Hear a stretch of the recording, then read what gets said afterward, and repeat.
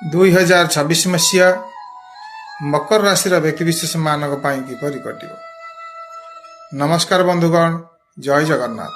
सिद्धि विनायक वास्तु ज्योतिष एवं कर्मकांड कार्यालय तमांडो भुवनेश्वर। मो वास्तुविद ज्योतिर्विद एवं कर्मकांड पंडित श्री सुशांत कुमार त्रिपाठी। बंधुगण, नूतन वर्ष 2026 मसीहा आपण समस्त मंगलमय हो, यह ही प्रभु जगन्नाथ पाखे मो तरफ प्रार्थना। बंधुगण, 2026 मसीहा नूतन वर्ष मकर राशि व्यक्तिशेष मानक किपरि कटिब, क्यों ग्रह क्यों स्थान रही किपरि प्रभाव देवे, क्यों ग्रह शुभ फल देवे, क्यों ग्रह अशुभ फल देवे। विगत दिन में मकर राशि व्यक्तिशेष माने शनि 7.5 विभिन्न कष्ट भोगी थिले। विगत 7 वर्ष हेब बहुत कष्ट जीवन में आसीथिला।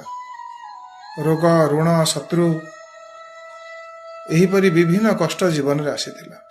पिला माने पाठ पढ़ार मन दे नथिले, गृह रे सबुबले मनमालिन्य विशृंखला, जीवन में शांति ही नथिला।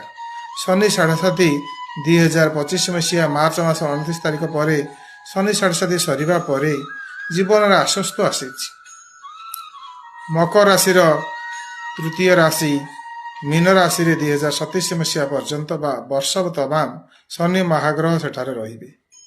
राहु महाग्रह कुंभ राशि मकर राशि द्वितीय राशि से ही स्थान में डिसेम्बर शेष पर्यंत रहिबे। अष्टम रे केतु महाग्रह रहिबे। बृहस्पति महाग्रह मिथुन राशि मकर राशि षष्ठ राशि बृहस्पति महाग्रह रहिबे। यही 4टी प्रमुख ग्रह जे कि प्रत्येक राशि पाई शुभ एवं अशुभ फल मिलित भाव में दे था। वर्तमान 2026 मसीहा शनि महाग्रह शुभ स्थान अच्छा। आपणकर ए वर्षटी आर्थिक क्षेत्र में अनेक उन्नति आनीदेव। अचानक धन लाभ जोग सृष्टि हेब। राहु द्वितीय रहिले आय वृद्धि हेब, ता सहित व्यय वृद्धि हेब। आपण को बाक संयमता रखा पड़ो। खाद्य प्रति आपण सचेतनता होगा पड़ो। द्वितीय स्थान राहु रहिले खाद्य प्रति आपणकर आसक्ति रहिबो, जहाँफल कि स्वास्थ्य पे आप सतर्क रहा पड़ो। सुस्वादु खाद्य खाया इच्छा हम, जहाँफल कि रोग शरीर में नुआ नुआ रोग सृष्टि हो। केतु महाग्रह अष्टम रही नुआ रोग सृष्टि करती। शनि महाग्रह तृतीय रहिले अनेक नूतनत्व आनी दियंती। कर्म क्षेत्र में उन्नति करती।